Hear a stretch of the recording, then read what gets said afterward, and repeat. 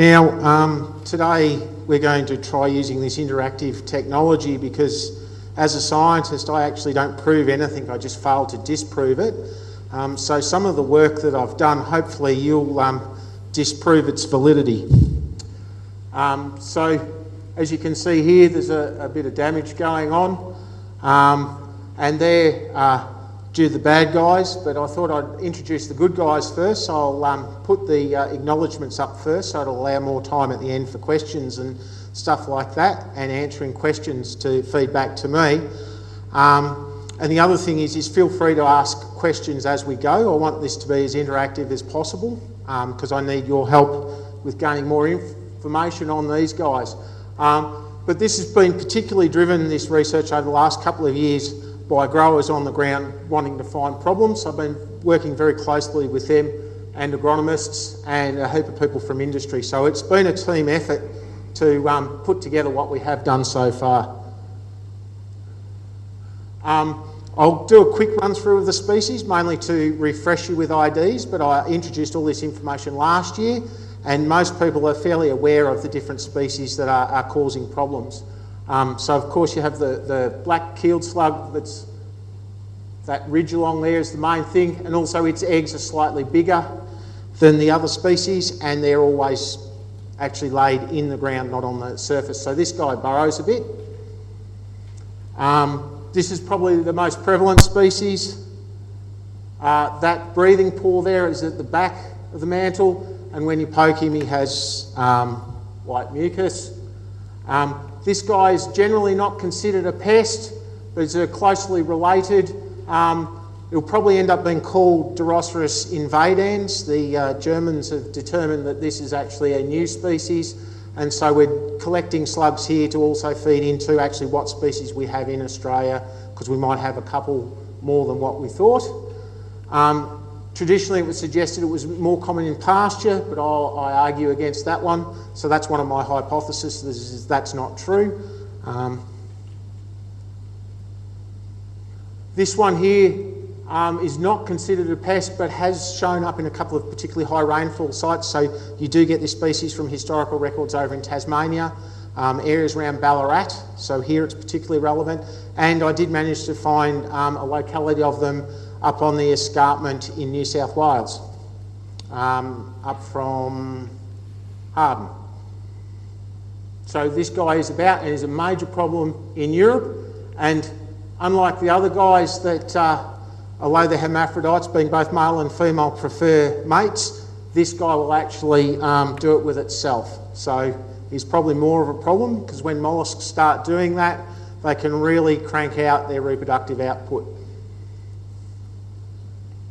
So from the survey over the last couple of years, I've basically done some very crude modelling, and so there'll be some questions put up so that you can actually feed back on this model, and hopefully the information today will validate these circles that I've drawn where there have been reports and there have been particular problems. And it's quite interesting when you split out the different species that, as suggested, the black keeled slug does tend to prefer to hang up around these drier areas over in Western Australia, and these guys are definitely in the wetter areas. But as you can see, there are a few gaps on that survey, so this work hopefully is ongoing, so we can build a better prediction of likely factors. So you can see from this here, basically one of the risk factors is am I farming in a high rainfall zone? If you're in a high rainfall zone, you've got a high likelihood that you're going to have slug problems. The other thing we want to look at is soil factors, stubble retention and things like that. So it's quite important that we get the feedback to the questions that are going to be put up, and there are actually 6, so we're going to try and get postcodes off you, so hopefully the guys are going to run through the questions as we muddle along, and you can just text in postcodes to the different species. I have actually got a helpful slide to the different species as well. So this is you guys doing science for me. So you're validating my models instead of me sitting in my ivory tower. So slugs are a real problem. A recent look at invertebrate pests looks at the cost of controlling slugs and things like that, and where they are problems. As you can see here, this study suggested that 10% of all losses are basically due to slugs from invertebrate pests across the entire industry. And their figure on actual chemical control troughs is not far different from the APVMA figures, but they suggest here that in canola, at present loss, European earwigs are more important than slugs or snails, and actually slugs are more of a problem in wheat. So that's why it's important that we build up a database and a survey to actually find out what's going on. So that's why it's important that we get some information and stuff like that, particularly on where these guys are, and hopefully we can follow it up. Everyone considers that slugs often come in from the road edge. As you can see here, they've clearly come in from this border and in, but generally you actually find slugs are resident pests, so a lot of guys now are actually baiting borders to get rid of the slugs. This is not as good a photo, but the bait's been gone around the outside, lots of canola growing, out in the middle, no canola. So quite often slugs are actually pests in your paddock. Everybody's aware of slug damage, I presume, seen plenty of it. When it's really bad, it'll actually strip all the green material out of your cereal seedlings. This is a bit of barley. This is just a close-up shot showing how they actually have a rasp and they actually scrape the material away. Generally though, you more see damage looking like this, but this is a case in point where a slug has been feeding on a leaf and has for some reason stopped, and you can see how it's just basically scraping away the green material. So basically the idea in any good management of pests or anything like that is to actually do some monitoring and things like that. In Europe they suggest 13 refuge traps in a greater than 20 hectare area. In Australia I tend to like to use these things here, and this is actually an agro that actually is monitoring, so people do actually use this methodology. But I've suggested that you need quite a lot of sampling. Moisture does affect this method severely, and anything under 20% you're a complete waste of time, so there's no point in going and looking under surface refuges when it's really dry, i.e. at the moment. The problem though with this methodology is they need to be active and actually on the soil surface because they're nocturnal, out feeding, and then they'll sneak underneath, and then you look before lunchtime. The trouble is it relies on their activity, and actually I'm becoming more and more, this method's pretty useless actually for anything once you want to say anything about actual active densities. So if I'm trying to predict a problem next year from sampling done the previous spring, it's irrelevant. I don't think it has any benefit at all. These are good for basically having out so you can see when the slugs start becoming active on the autumn rains and things like that, so then you can look at, I better chuck a bait out because there's actually some out and actually working. But we still actually need to come up with a better methodology of how we actually monitor all soil pests, in particular slugs.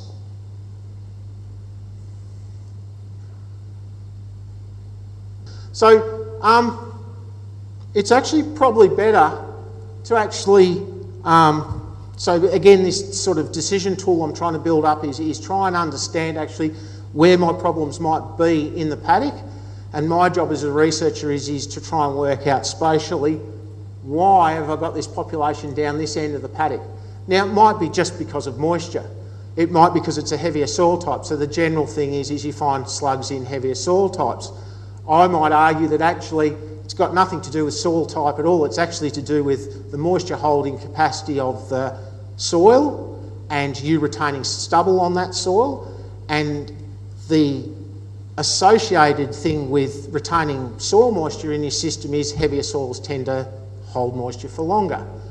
So I'm going to try and tease that complicated bit out, but the important bit for you guys is I've done similar maps on other areas where I've had a patch like this for 2 or 3 years over a drought area you have not found any, and then they've come back into those same areas again. So again, it's important to build up a database of long-term knowledge of where they are a problem, which paddocks are a problem, and look at those areas first. on opening rains for them. Traditionally, we've relied on cultural control. So out of that earlier study, the value of cultural control was 17.7 million. And that's basically relying on burning and cultivation. But in a no-till system, you've taken two of your main control cultural methods out of the system.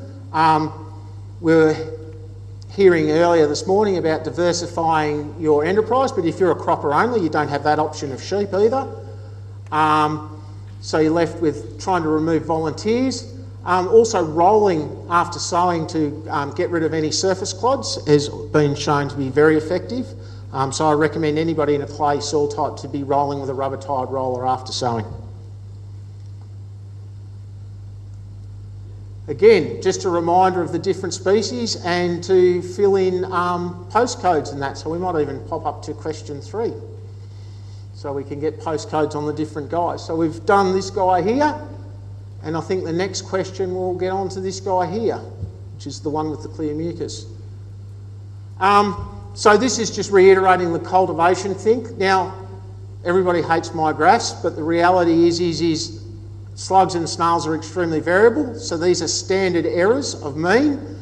The blue filled in bit is sampling prior to applying the treatment, so you can see in these plots over this area that was about 100 metres by 200 metres, and these were small plots of about 5 by 10 metres.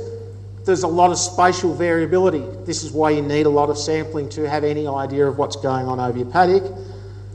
But from this you can see that cultivation with this little number down here indicates a significant difference, is definitely significantly different from the untreated control after 28 days.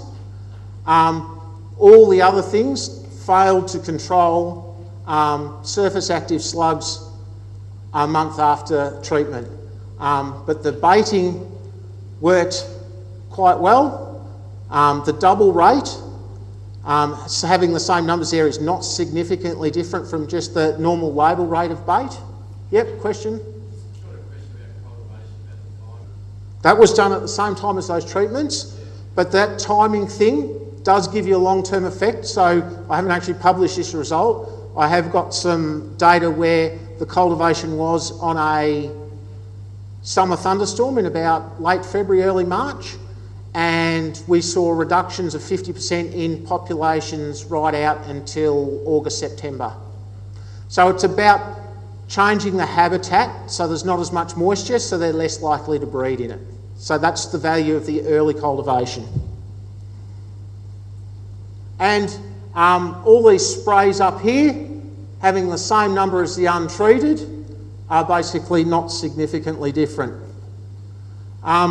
So I actually pose this question to you, that can your growers, it's advisors now, this is to advisors, you have to look at the system and can growers actually not afford to cultivate. So this is a picture that I have digitally enhanced. Everything was done right, grew a crop that was not favourable to build-up of slugs, so it was linseed. Bait was applied, crop was put in early so it grows quickly, and it's growing quickly here. There's these big patches with no seedlings growing, where he ran one of those shallow cultivators through that you were talking about earlier in the season in about March. You can see here nice good rows of canola growing. So you've got to do all your controls together. You can't miss one thing out of the step. So baiting basically is don't skimp on rates. It's all about chance of encounter. So it's dependent, of course, on slug activity. If they're in the ground and not active, they're not going to eat a bait, of course. How the area that the bait attracts from. So a lot of these baits have been developed in Europe to have some sort of attractiveness to these guys. And the number of baits per unit area. And this is different from the way they're registered and the way people currently think about putting baits on as a kilograms per hectare. You should change your clients' thinking to actual number of baits per hectare. And I think Phil and the guys at Southern Farming Systems in particular are sort of looking into this a little bit more about actual rates of bait and what might be an effective number of baits, particularly under high populations. But under the usual populations we get, 25 baits per square metre, which most baits will give, is an 80% chance of encounter in the first night. So the label rates that we're using at the moment are usually good, but don't cut them back any, because as, oh no, I've got a different slide here. Oh, and the other thing is applying baits at different times and applying them early, and I have arguments all the time about this, but all the published work and everything says baiting at sowing is just as effective as baiting twice. And everybody argues against me on this one. But what we do know is the main product in Australia is metaaldehyde, but it is regulated its use in Europe to a maximum of 2 applications at 350 grams of active ingredient per hectare. So to make sure that it's more effective, you can increase its attractiveness. I think that's been done to death in Europe, or decrease the pellet size, and so that basically reduces the amount of active per hectare, but gives you more pellets, so it still keeps that chance of encounter right. So I think we've got to remember in the back of the minds and be proactive with this, that APMA will start questioning when growers are putting 3 and 4 applications out. So we do have to sort of think about metaaldehyde and maximise its use. So this is just showing you basically most baits used at label rates get somewhere near that amount, particularly when you look at how they're actually applied. So that was basically with a Amazon spreader that breaks the baits up a bit more. And these are some of the better quality baits, particularly that you can use at lower rates, that have come out of Europe that do achieve this chance of encounter. So the results I present now, treat with caution and handle with care, because they're only single or a couple of trials. It says here, minimum of 10 well-conducted field trials over 2 years to evaluate molluscicide products. Yet in Australia, we seem to think that 3 efficacy trials is enough, and quite often the assessments are only 7 to 9 days.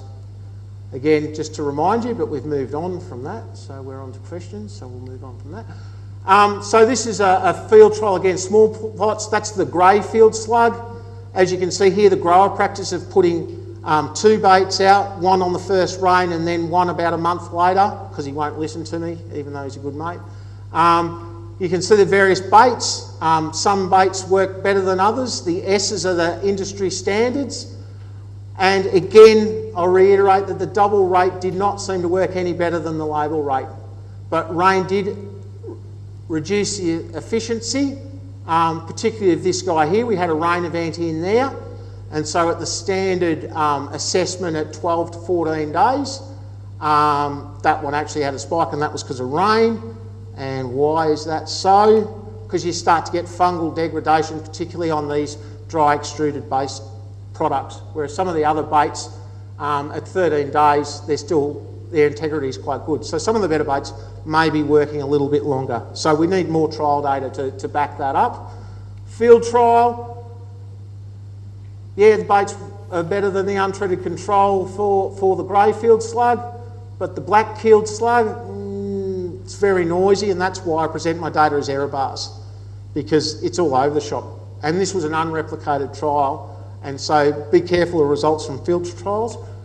I've tried to do some spatial analysis. I suspect there was a gradient of these guys across the paddock. And so again, it was heterogeneity that's actually causing this result, and it's got nothing to do with the treatment whatsoever. Black keeled slug, these again, small plots, as again, baits are working quite well. There's a novel product we're trying that seemed to work okay. But again, one of the better baits didn't work quite so well. Oh, I've actually put some numbers in that people might understand. So if you want to just go back to the old reduction from untreated control and not worry about all the noise, that's more a traditional way of presenting it. These were the worst case scenario conditions. This was a really difficult situation where I was looking for things to fail. So here a bait still achieved 90% efficacy. But again, as you can see, that sprays don't kill slugs. So the next person that comes along and says the next wonder product that you spray on your paddock is going to solve your problem, about all they do is they might act as a repellent. So active toxicants must be ingested. And the other thing is those small plots, we went back 9 weeks after and we had none of these guys here. We saw all these juveniles come through and then we've got all these slugs come back, and basically maybe for the black keeled slug that wasn't breeding as actively, you get some residual control, but your main pests, grey field slug and also this one up here, they don't reduce their slug numbers long term. So I think baiting strategies aimed at long-term control of slugs at the moment that just rely on baiting will create more problems than they solve. The stuff that I published in 2007, the next year I went back, again we actually saw an increase in slug populations in areas that were treated. And so this introduces a wonderful ecological idea that I'll try and introduce today of population bounce back. So when you're actually treating a pest, you're removing competition. Molluscs in particular are very good at switching things on when there's space for them to do it. So you've killed off all the adults with your bait. You get a few individuals that survive because the bait efficacy is never greater than 90%, although I showed one result there that was 93%. And so basically what you're doing is you're creating an open niche so they switch on their reproduction, and this has got nothing to do with removal of biological control agents or anything here. This is just a simple competition process that I call bounce back. So quite often putting bait on will create you more problems in the next year, not less. And so that's something that we have to work about doing some research on, of how we can get long-term control of slug populations if you're ever going to keep them down. Because once you've got them, they just seem to keep coming back when moisture is right. And so I can't harp on about that enough. So the aim is at the moment, we've cut the top off, is to try and understand, so this is why these questions and this map was so good, is try and understand where previous outbreaks are, create a database. Your growers or your agros, if you're keeping the records, you need to keep records of where the problems were 10 years ago, 15 years ago. Understand what ones you have, so the GRDC's already got a slug back pocket guide with the things in, so you actually monitor those areas. And that could be as simply as just as chucking some bait out on an opening rain to see if it kills them, because you can't be bothered looking under my tiles.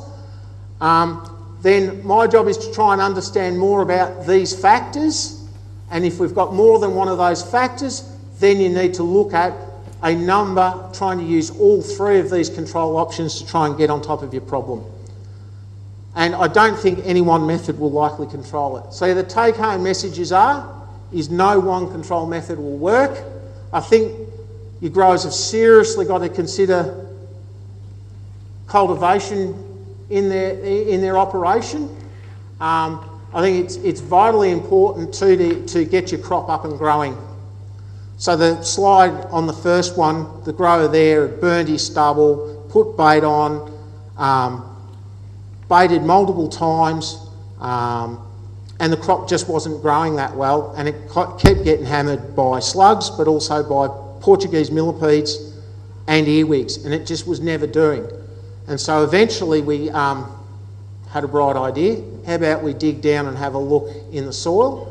And we actually found an aluminium toxicity problem at below 60 centimetres. So the crop established, but then was just not growing, so it wasn't outgrowing the problem. So again, hopefully over the next couple of years we can start to look at what are the things that are affecting crop growth and trying to get crops that grow healthier. So like the weed message, grow a crop that will outcompete your weeds, grow a crop that will actually grow through some of these establishment pests. So that's relevant for earwigs, Portuguese millipedes and another of other ones as well as slugs. And baiting is, put your label rates on, make sure you've got enough baits out there that they've got a reasonable chance of running into them. Make sure you put the baits out when the moisture's right, and do it at sowing to give you that protection. And then you've got about a month's cover. If your crop's growing well, it'll be up big enough so it'll be at the 4-leaf stage in canola, and you can do a job. This year most growers were right onto that, and the only place they dropped the ball was with wheat. They thought, oh yeah, wheat will be right, and there were a few instances where there was some touch up in some wheat. But basically it wasn't too bad. And again, I'll leave those up, and we might hear some practical stuff from Tasmania. What types of stubble do slugs like to live around and breed in? So the breaking down of cereal stubbles and stuff like that's been suggested releases certain compounds that definitely stimulates them, and they prefer nice, bulky, heavy cereal stubbles with a bit of moisture and a bit of fungus growing in them. But I really think any stubble that's retaining moisture at the soil surface so they don't have to go into the ground to stop from drying out, any stubble will do. And I do know hogweed in particular is very good habitat for slugs. So when I'm surveying, I always look for hogweed on the corners that's fallen off the tine. So try and control hogweed. I don't think it'll have any bearing on the population whatsoever, because basically over a dry summer a large proportion of your population will fall over anyway, and by taking 80 or 90% of that population out of that barley stubble, you're basically creating more available refuges for the ones that are left to survive over the summer, because they survive over the summer as adults. And it's been shown in abalone, and I would have liked to have got funding to do this in slugs and snails as well, that the virus of abalone took all the abalone out down around Port Fairy and that escaped.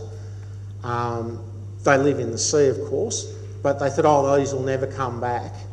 And once the few individuals that survived the virus were happy again, their numbers are back already.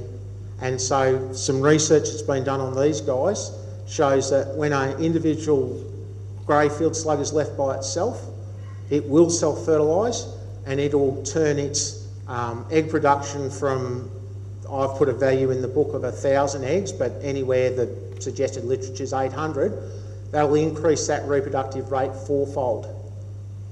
So until we understand that basic biology, I think we have to be careful using an ineffective product to take out some of the population. Till we have better controls of eggs in the autumn to support that strategy, I think we're going to be struggling. And that's hopefully something that I'll be working on in the next 3 years, is to try and work out things that we can do to... You have your baiting strategy in the spring, but we need to something come through that take out the eggs next autumn as well, and any carryover adults that are left. And so it's a big problem. It's a big problem.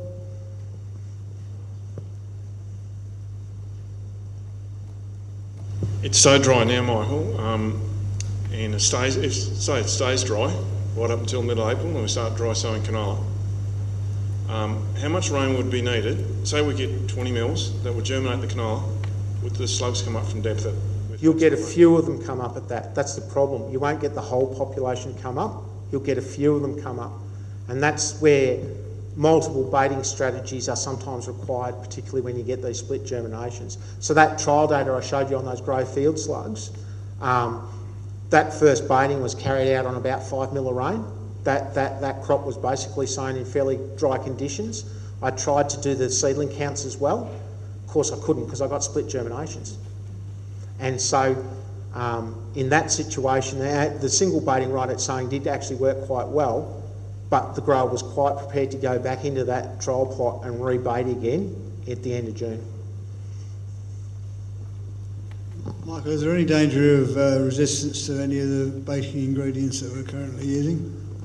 Well, the only baiting product active that we really use is metaldehyde, because it's one of the more traditional chemistries, so it's related to the carbonates or something like that, is they generally tend not to have as such an issue with resistance in them, but that's something particularly, again, we're keen to work on is developing some assays so we can get some resistance test going. So I have actually collected some slugs from up in the Alps that I know haven't been exposed to it, and we're going to try and actually look at that. I don't think it's a big problem at the moment, but to be honest with you, I don't know.